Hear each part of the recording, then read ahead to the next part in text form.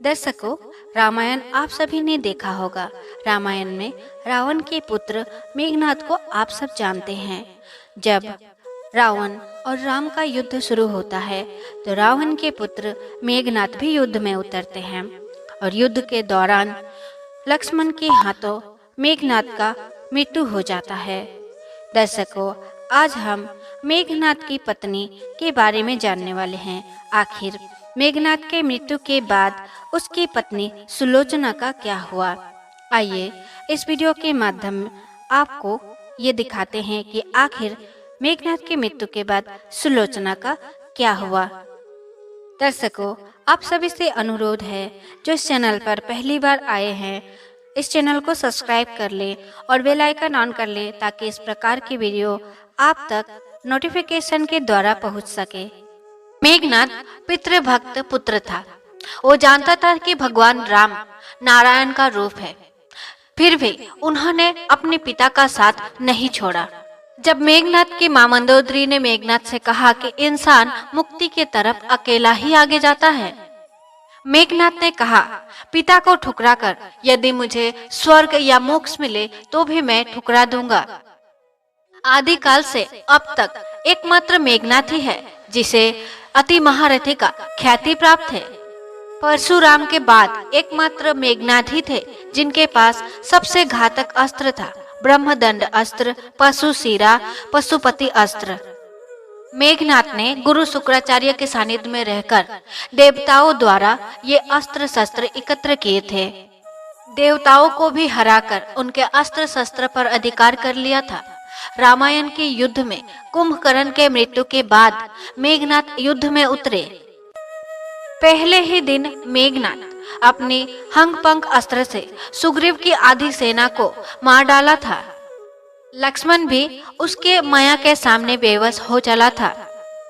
मेघनाथ अपनी कुलदेवी के यज्ञ करके ही युद्ध घोष किया था, जिसके प्रभाव से मेघनाथ का रथ गायब हो जाता था।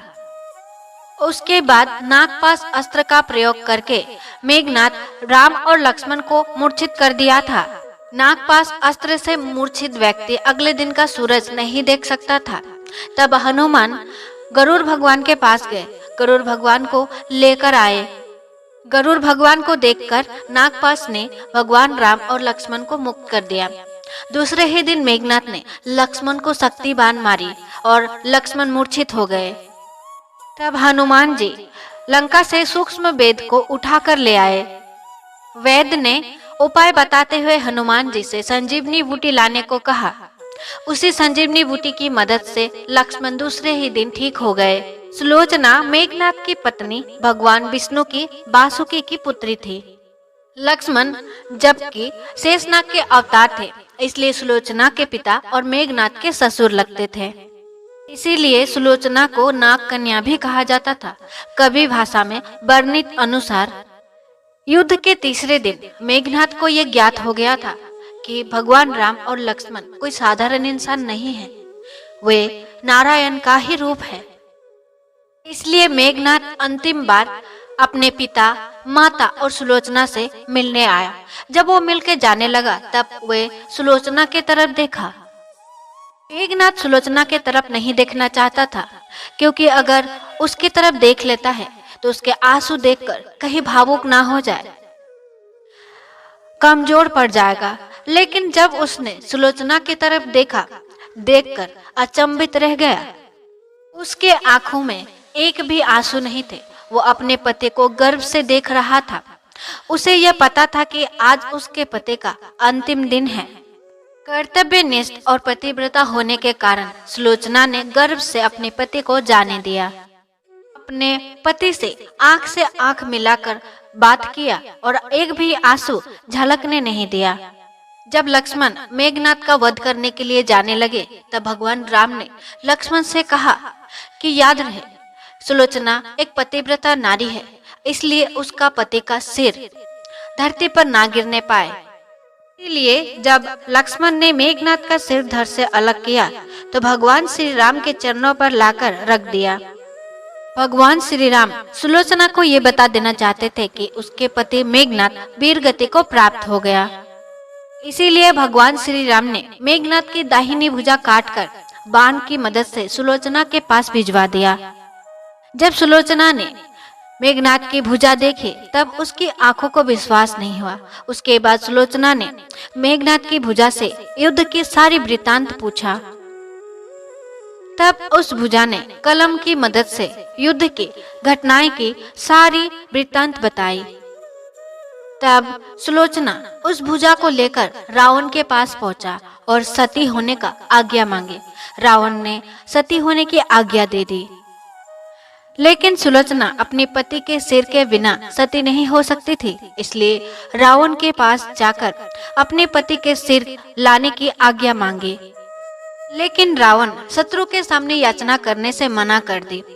भगवान राम मर्यादा पुरुषोत्तम पुरुष थे और उनकी सेना में ऐसे अनेक धर्मात्मा थे जिन्होंने सुलोचना को सिर लाने की आज्ञा दी। सुलोचना लंका नरेश से आज्ञा पाकर भगवान श्री राम के कुटिया के तरफ प्रस्थान किए। जब सुलोचना भगवान श्री राम के कुटिया के पास पहुंचे तब भगवान श्री राम की सेना द्वारा सुलोचना की आदर सम्मान किया गया। भगवान श्री राम ने सुलोचना की प्रशंसा की। सुलोचना ने भी भगवान श्री राम को प्रणाम किया। उसके बाद सुलोचना ने अपने पति के सिर की मांग की। भगवान श्री राम ने भी बिना देरी किए सुग्रीव को मेघनाद का सिर लाने को कहा, लेकिन सब आश्चर्य थे कि सुलोचना को यह सब कैसे ज्ञात हुआ।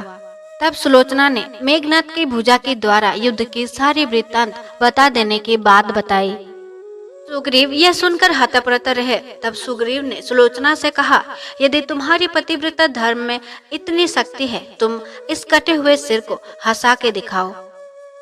सुलोचना ने अपनी पतिव्रता धर्म की आज्ञा देकर कटे हुए सिर को हंसने को कहा।